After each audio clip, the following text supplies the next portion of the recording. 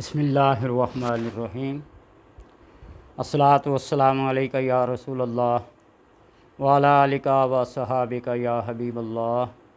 اللہم صلی علی محمد وعلی آل محمد صلی اللہ علیکہ یا محمد نور من نور اللہ واللہ یختص برحمتہ من یشاء۔ سب سے بڑی عبادت، فضیلت، ریاضت وہ ہے جس سے اللہ تبارک و تعالیٰ کا قرب حاصل ہو جائے۔ عبادت کا مقصد ہی یہی ہے۔ وظائف و عملیات، اوراد، وما خلقت الجن والانس الا لیعبدون۔ لیعبدون سے مراد عبادت کی وہ روح، وہ معرفت ہے۔ اللہ تبارک و تعالیٰ کے بعض لوگ مختص کیے ہوئے، کوئی ایک بات، ایک عمل ایسا کرتے ہیں کہ لوگوں کی 1000 سالہ ریاضت اور عبادت سے بہتر ہوتا ہے۔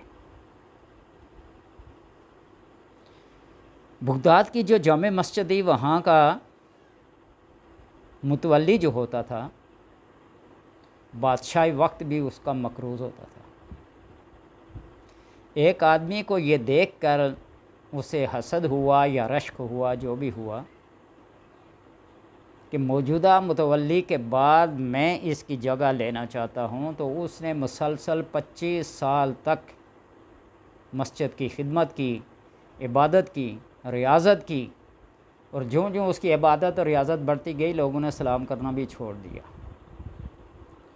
25 سال کے بعد اسے خیال آیا کہ کیوں نہ آج میں صرف اور صرف اللہ تبارک و تعالیٰ کی رضا کے لیے، اس کی خوشنودی کے لیے عبادت کروں۔ وہ رات اس نے اللہ تبارک و تعالیٰ کے لیے خاص کر دی، اس کی رضا کے لیے، اس کی خوشنودی کے لیے۔ صبح جب ہوئی، ہر نمازی نے جھک جھک کے اس کو سلام کیا، آداب بجا لائے، آؤ تمہیں مسجد کا متولی بناتے ہیں۔ اس نے یہ کہہ کر انکار کر دیا کہ جب 25 سال تمنا لے کر میں عبادت کرتا رہا، ریاضت کرتا رہا، مسجد کی ہر طرح کی خدمت کرتا رہا، کسی نے مجھے سلام نہیں کیا، تو آج صرف میں نے یہ نیت کی کہ اللہ تبارک و تعالیٰ کی رضا کے لیے، تو اس نے مجھے اپنی معرفت، اپنی پہچان دے دی۔ مجھے کسی تولیت کی، متولی بننے کی کوئی ضرورت نہیں ہے۔ اپنے لیے ایک عمل خاص کر لیں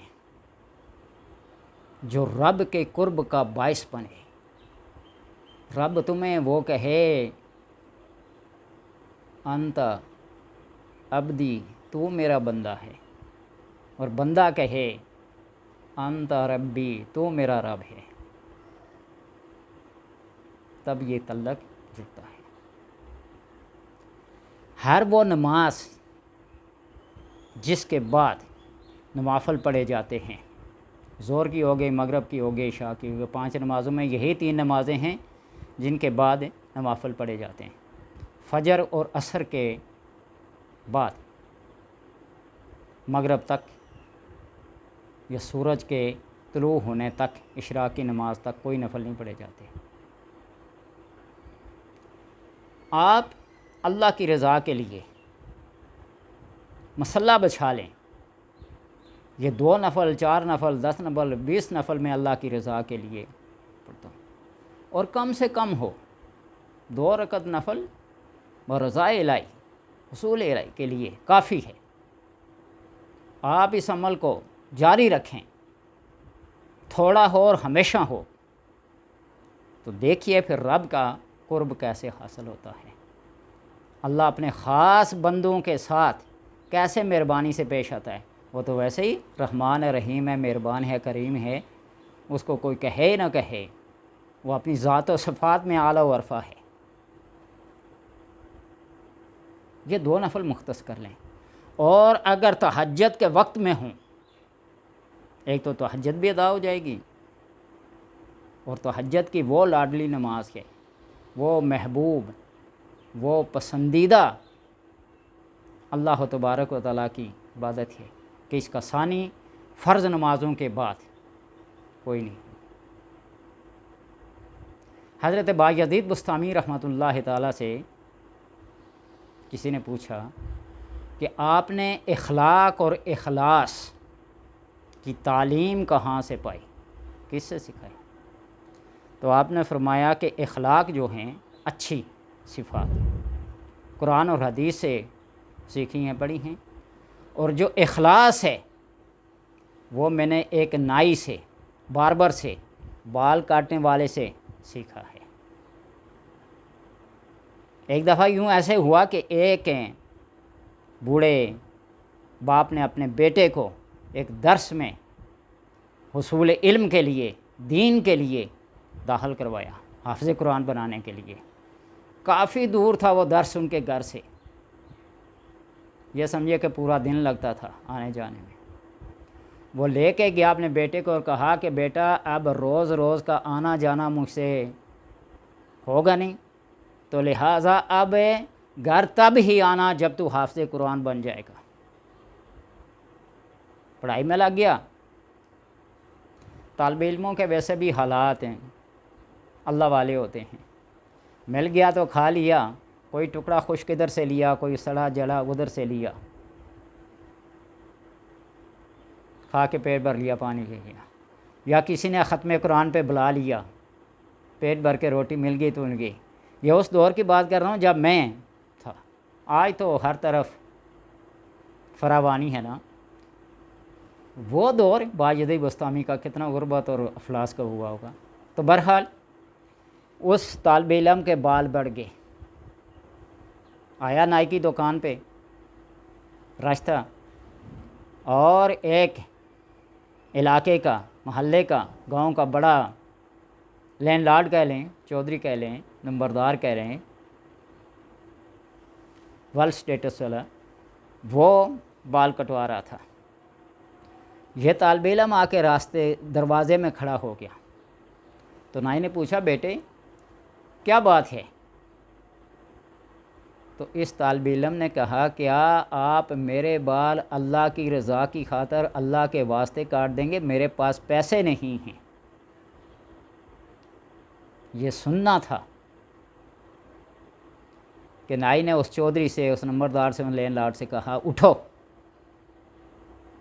سائڈ پہ ہو جاؤ، میں اس کے بال بنا لوں۔ اس نے کہا میرے آدھے بال کٹے ہوئے، کیا کر رہا تم؟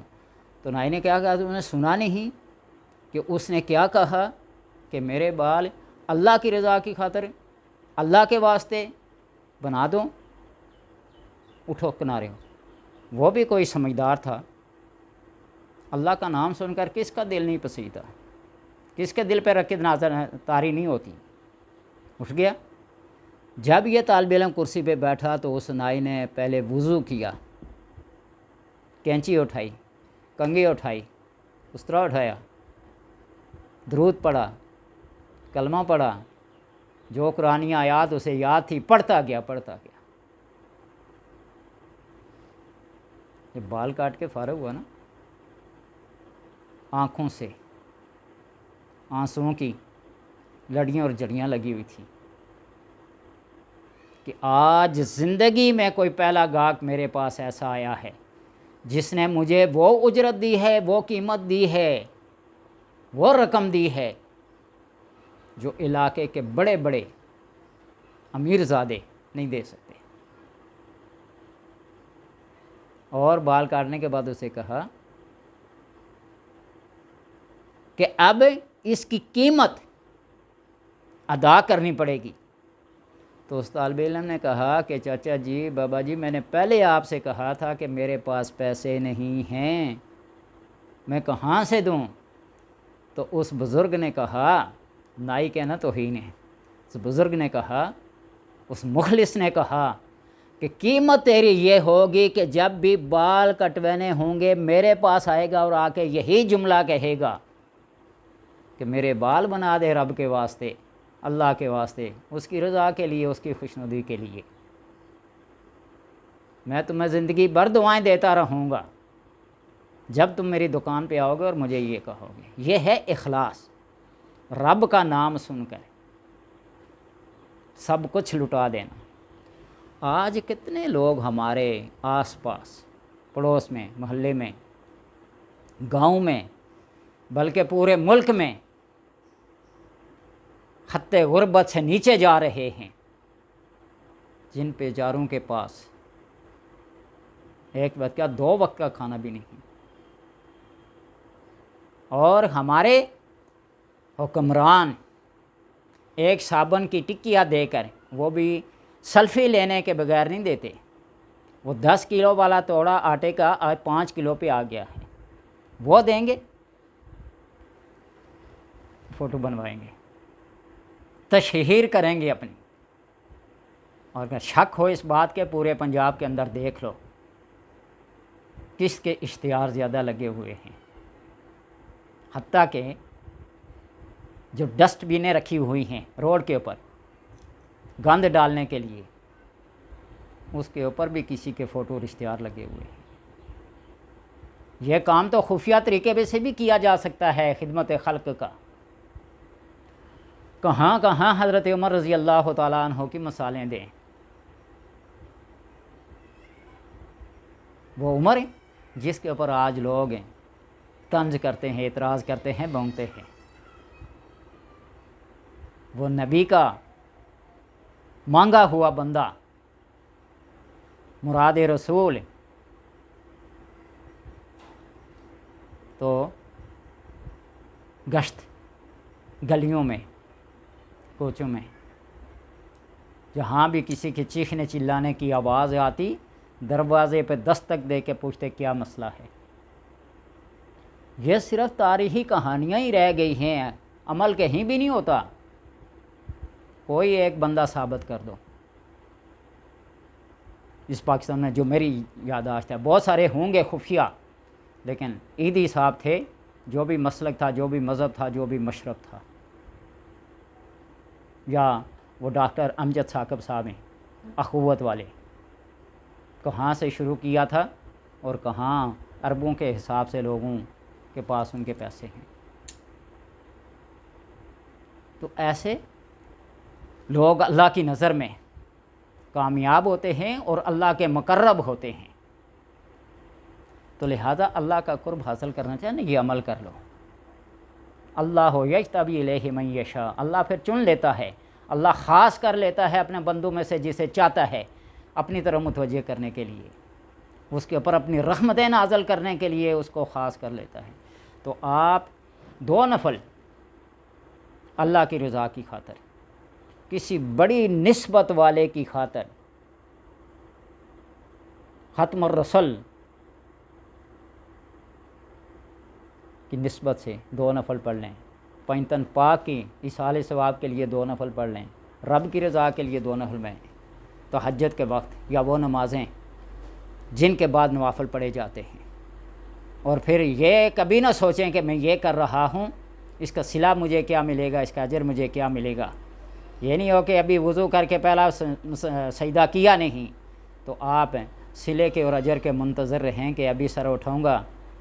خدا سے کیا بعید ہے، وہ تمہارے سجدے کا بھی محتاج نہیں ہے، وہ عطا کر دے، اور وہ کچھ عطا کرے جو کائنات میں کسی کو عطا نہ کیا ہو۔